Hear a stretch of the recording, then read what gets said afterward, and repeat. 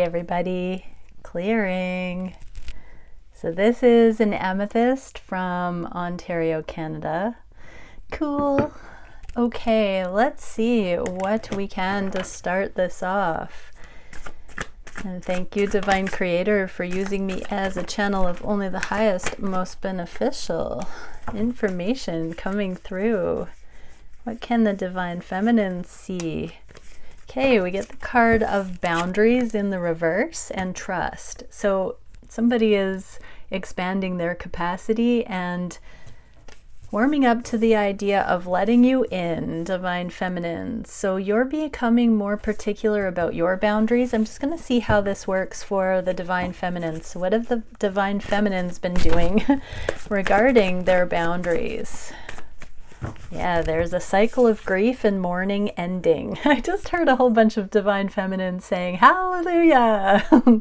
So yeah, it does look like there's been enough time passed, I just heard, enough healing to let go of the past and to allow for some of the acute cycles to close out regarding boundaries. So some of you have let water go under the bridge and you're not so ice queen anymore, I just heard. What is this doing for the divine connections? It is building a foundation towards reciprocity. So in some ways, Divine Feminines, this is showing that you've been protected. You've had to keep yourself protected all of your life from energies that were not deserving of you. But also it's a double lesson because the Divine Feminines are still healing the karma of the lower dimensional worlds as well. And so while you deserved better, there was so much healing needed in order for you to act and behave in a way that was in alignment with deserving it. We all deserve love, but we have all behaved in karmic, unconscious, diabolical, dastardly ways at times. We have it all within us. So yeah, the boundaries, there is a safety emerging, there's an opening up, a bigger capacity.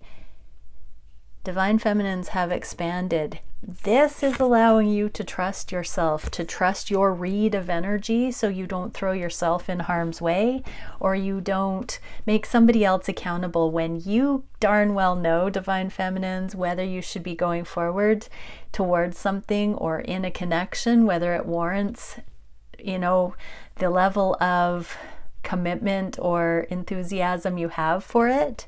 When we don't listen to our gut instinct and we do things even though we kind of have a feeling that we suppress or carpet sweep, it comes back to haunt us because we hope that person won't betray us. But if our gut instinct is saying, I don't know about this, we need to listen to it. So if we put ourselves in harm's way when our instinct said, no, it doesn't feel right, we are the ones who need to take some accountability. No, people shouldn't do those things to others, but Divine Feminines are incredibly psychic, intuitive creatures, and we know what we're getting into, even if we don't want to admit it to ourselves sometimes, because we're hoping that we're going to get rescued outside of ourselves.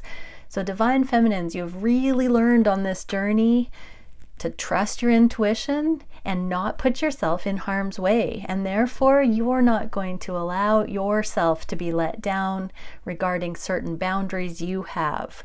This is where everybody can play nice because we only play with those who share our level of integrity and we trust ourselves enough to only align with those who do. So we're not setting ourselves up for heartache. And isn't that beautiful? Because part of that motion is allowing for not needing to control someone that's not there yet, that's not able. We truly understand it's nothing personal. It's on that person. Okay, amazing. So what are the masculines navigating at this time? Healing. They are healing. I see two women, two feminines on this.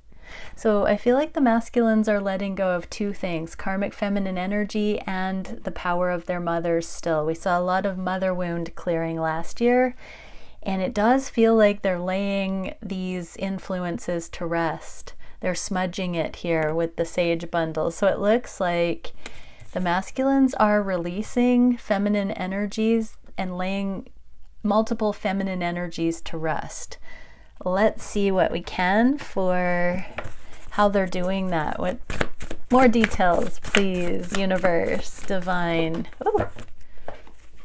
Yeah, Empress in love, because no other energies compare to their Empress. This is not necessarily the back burner with it in the reverse, but they love the divine feminine. They love this Queen of all queens, this abundant, beautiful love. And I'm really getting divine masculines are releasing multiple feminine energies because they've seen a higher example. What is this doing to their view of the feminine? Well, passion is growing, and some of them are very emotionally volatile right now. Some of them are feeling the passion and feeling the emotions. If I only knew then what I know now, I just heard. So many of them are realizing they don't have to make any feminine the bad guy. They are just realizing not every energy is compatible. I do feel with these in the reverse that they've identified that they have self-sabotaged, played small, connected with feminine energies that were lower vibrational, and that they're waking up to how pure, authentic, consistent, high frequency the feminine is, but not in a way that makes them feel hopeless or not able to come forward, because the passion is growing. This is the card of attraction, like really tempting attraction, but there's so much emotionality here. So yeah, they are feeling like they've never been so pulled towards the feminine and the potentials there as they release outdated ideas, relationship models I just heard. Okay, I'm going to put those cards all back into, oh, yeah, that's all we'll do. No, I'm feeling to pull a bit more. What do the feminines need to know about the divine masculines releasing other feminine energies? Wow, they're claiming their sovereignty. This is my card of codependency. In the upright, it means they are claiming their sovereignty. Yeah, they're opening to... I just heard so many things. I heard to what will come, but also to understanding that they've never truly let go of these past experiences or the imprinting. They've been kind of holding up in this trauma bond. I heard narcissistic templates, slavery templates. They've been hanging out in connections that keep them in drama loops.